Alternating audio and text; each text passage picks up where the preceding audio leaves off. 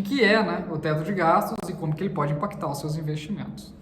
É bem simples, vamos fazer uma alusão clara aqui. Imagine que o teto de gastos é quanto que você pode gastar na dimensão de um país. Imagine que você tem um cartão de crédito, para facilitar os cálculos aqui, que esse cartão de crédito tem um limite de R$1.000. Então você só pode gastar mais que R$1.000. Se você gastar R$1.100, uma vez ou outra não tem problema.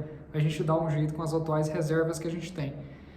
Pensando no caso de um país, ele sempre tem alguma reserva, né, com os bancos centrais e tudo mais.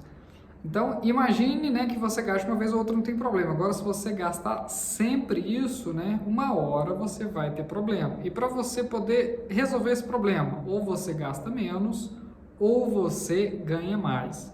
Quando a gente está pensando nas dimensões de um país, para a gente poder gastar menos, a gente vai ter que reduzir o tamanho da máquina pública.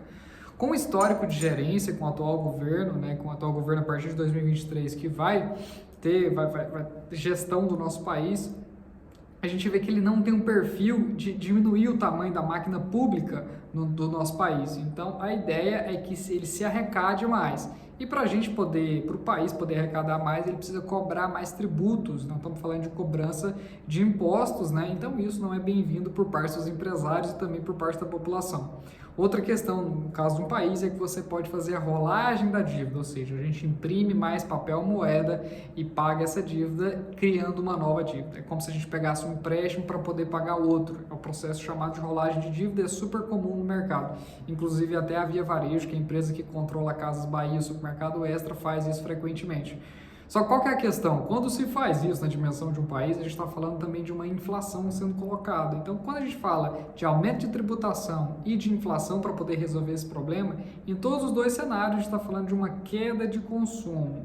E isso obriga o Banco Central brasileiro a subir a taxa de juros, o que faz com que empresas ligadas ao setor de consumo sintam mais ainda, porque o dinheiro começa a ficar mais caro, que naturalmente nós estamos falando de uma taxa Selic mais alta. Então, como que acontece? Quando nós estamos falando de uma PEC, né, uma proposta de emenda constitucional, para poder colocar aquele Auxílio Brasil, aqueles 200 bilhões fora desse teto de gastos, a gente está falando que o país pode gastar mais do que arrecadar. No curto prazo isso não tem problema.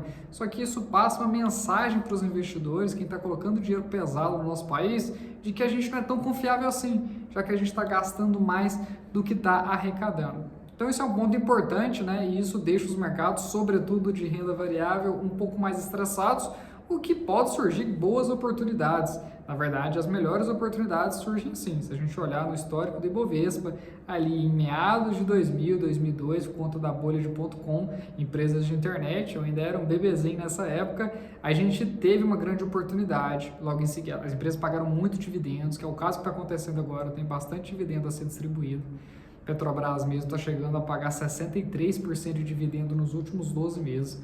Quando a gente pega o contexto ali de 2007, 2008, 2009, 2010, com a crise do subprime dos Estados Unidos, a gente viu também que as bolsas internacionais caíram muito. No Brasil a gente não viveu tanto esse problema, mas agora quando a gente olha para 2014, para 2015, para 2016, aquele problema ocasionado pelo governo Dilma, né, que justamente ela gastou mais do que arrecadou e teve um problema generoso quando a gente fala fiscal, a gente viu os mercados caírem bastante.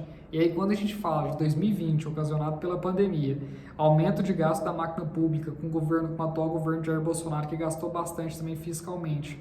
Agora a gente está vendo um movimento contrário, né, do PIB crescendo muito mais, então a gente está começando a arrecadar muito mais. E somado tudo isso, com a questão de queda da bolsa, a gente está vendo mais uma oportunidade para investidores que têm apetite em renda variável poder fazer bons negócios. É importante falar que isso não é nenhuma recomendação nem de compra nem de venda, mas é importante salientar que esses momentos sempre geram boas oportunidades. Falando um pouco do Banco do Brasil, que está caindo um pouquinho, a gente vê que ele também está pagando um bom dividendo, a empresa está gerando caixa como nunca. A gente pega o preço-lucro nada mais é que ele nos mostra em quanto tempo o seu dinheiro vai voltar apenas através do lucro daquela companhia. Quando a gente pega esse benchmark, esse índice do Ibovespa, esse preço-lucro do Ibovespa, ele está muito baixo, ou seja, a gente recupera o dinheiro de maneira mais rápida. Mas é importante falar que isso não é nem recomendação nem de compra e também de venda de nenhum ativo. E com esse juros subindo do jeito que está, a renda fixa começa a ficar cada vez mais atrativa. O vídeo foi esse, um forte abraço e até o próximo.